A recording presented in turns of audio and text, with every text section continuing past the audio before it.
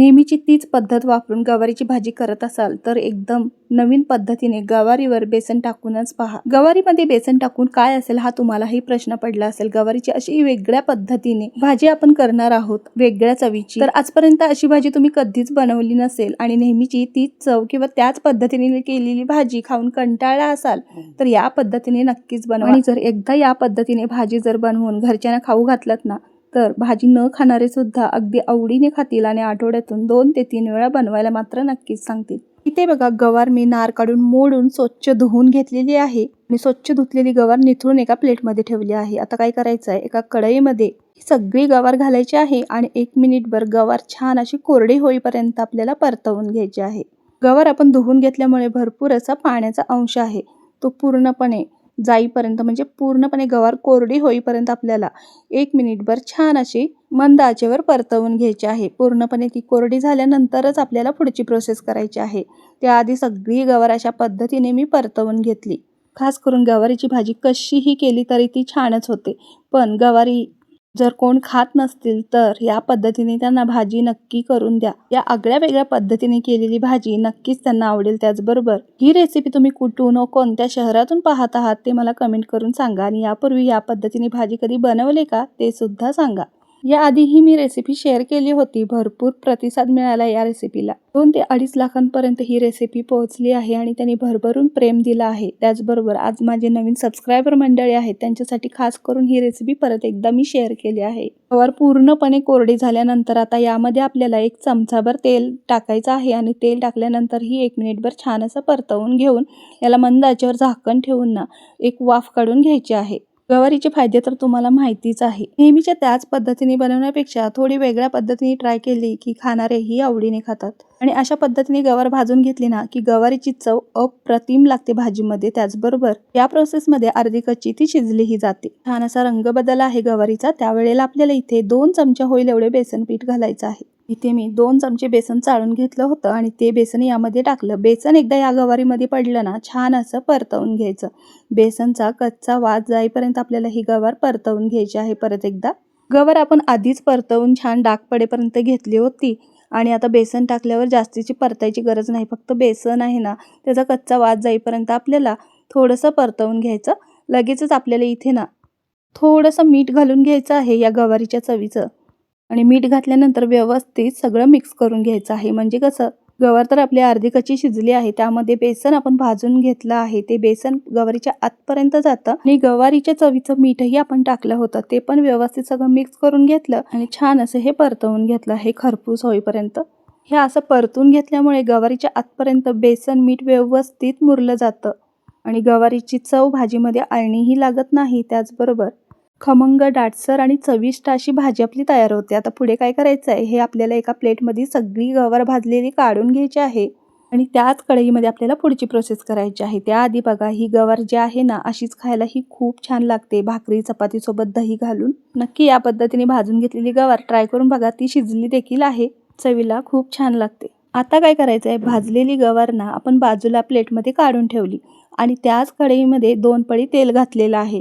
तेलामध्ये जिरं टाकलं, जिरं छान फुलल्यानंतर 1 मोठ्या आकाराचा कांदा बारीक चिरलेला टाकला आणि तोही मऊ होईपर्यंत परतवून घेतला। यामध्ये आपल्याला जास्तीचं काही वाटण घाटण घालायची गरज नाही।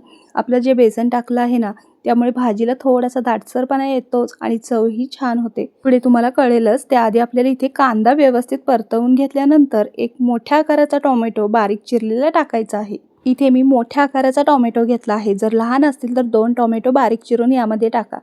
टोमॅटो सुद्धा इथे 1 मिनिटभर परतवून घेतला। टोमॅटो तेल सुटेपर्यंत, त्याचा कच्चा वास जाईपर्यंत, मऊ होईपर्यंत आपल्याला परतवून घ्यायचा आहे। कांदा टोमॅटो व्यवस्थित भाजून घेतल्यानंतर त्यामध्ये मी 1 चमचाभर होईल एवढी कसुरी मेथी घातलेली आहे आणि अंदाजानेच घातली आहे, तुम्ही 1 चमचाभर घाला। बेसन आणि कसुरी मेथीचं कॉम्बिनेशन 1 नंबर आहे आणि त्यामुळे भाजीला खूप छान चव देखील येते।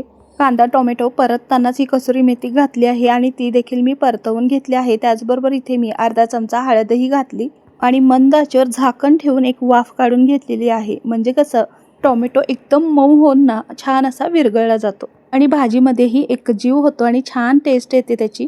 टोमॅटो ही बघा पूर्णपणे विरघळला आहे, त्याचबरोबर तेलही सुटलं आहे। याला व्यवस्थित सगळं मिक्स करून घेतलं आणि इथे ना 2 मोठे चमचे मी कांदा लसूण मसाला टाकलेला आहे. कोल्हापुरी घाटी मसाला आहे हा घरचा.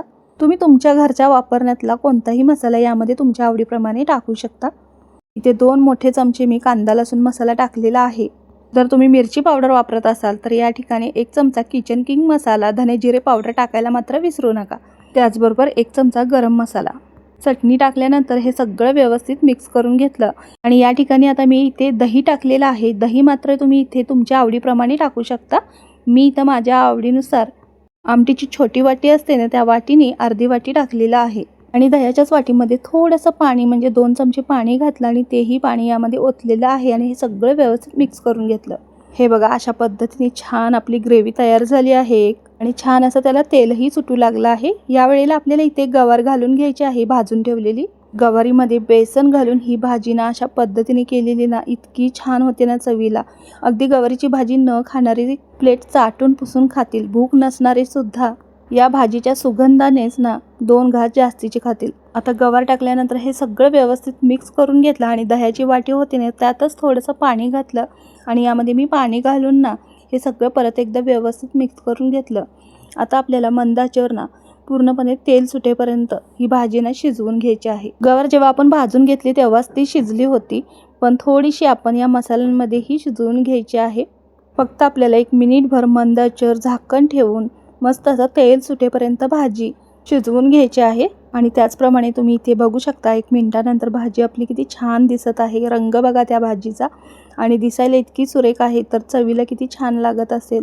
त्याचबरोबर अशा पद्धतीने तुम्ही कधीच भाजी बनवली नसेल तर एकदा बनवून बघा, तुम्हाला खूप म्हणजे खूप आवडेल. त्याचबरोबर ही भाजी अगदी झटपट होते. टिफिनसाठी जर करणार असेल तर सकाळच्या घाई गडबडीत कोणतंही वाटण घाटण घालायची गरज नाही. अगदी झटपट 5 मिनिटांमध्ये ही भाजी तयार होते. त्याचबरोबर इथे बघा शेवटी आपल्याला जर तुम्हाला आवडत असेल तर 2 चमचे शेंगदाण्याचं कूट घालू शकता. जाडसर असं भाजलेलं शेंगदाण्याचं कूट मी घातलेलं आहे. ही पूर्णपणे ऑप्शनल आहे. जर तुम्हाला आवडत असेल तर तुम्ही घाला. आणि शेवटी कोथिंबीर हिरवीगार अशी भरभरून घ्यायची आहे भाजीवर आणि छान असं मिक्स करून घ्यायचं. गरम गरम कडकडीत ज्वारीची भाकरी किंवा तांदळाची भाकरी, गरमागरम चपाती, इंद्रायणी तांदळाच्या भातासोबत 1 नंबर कॉम्बिनेशन आहे. ही भाजी खूप छान चवीला होते. एकदा नक्की करा.